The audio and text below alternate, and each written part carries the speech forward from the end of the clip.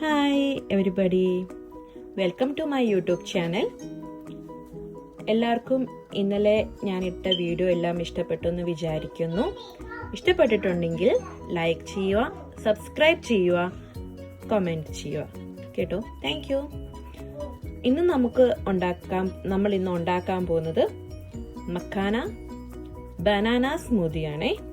അപ്പം അതിലെന്തൊക്കെയാണ് വേണ്ടതെന്ന് വെച്ചാൽ മക്കാന വേണം, ബനാന ഹാഫ് സ്ലൈസ്ഡ് വേണം, ഡേറ്റ്സ് വേണം, അത് 2 ഡേറ്റ്സ് ആണ് എടുത്തിരിക്കുന്നത്, ആൽമണ്ട് മിൽക്ക്, പിന്നെ നമുക്ക് വേണ്ടത് കാഷ്യൂസും ആൽമണ്ടും 4 പീസ് ഈച്ച് ആണ് എടുത്തിരിക്കുന്നത്.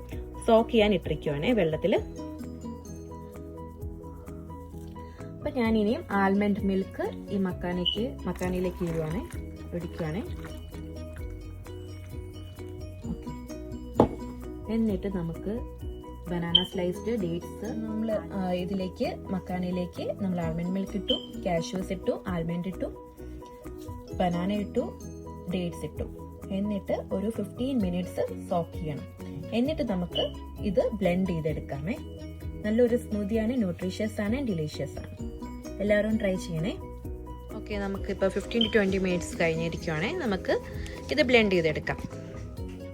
പിന്നെ ഒരു കാര്യം പറയാൻ മറന്നുപോയി ഞാൻ, ഇത് റോസ്റ്റഡ് മക്കാനയാണേ.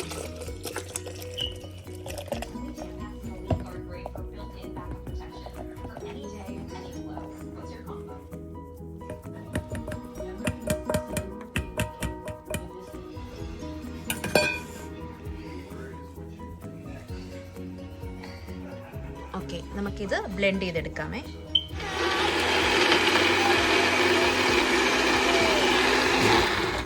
നമുക്ക് ഇച്ചിരി ബദാം ഇടാമേ.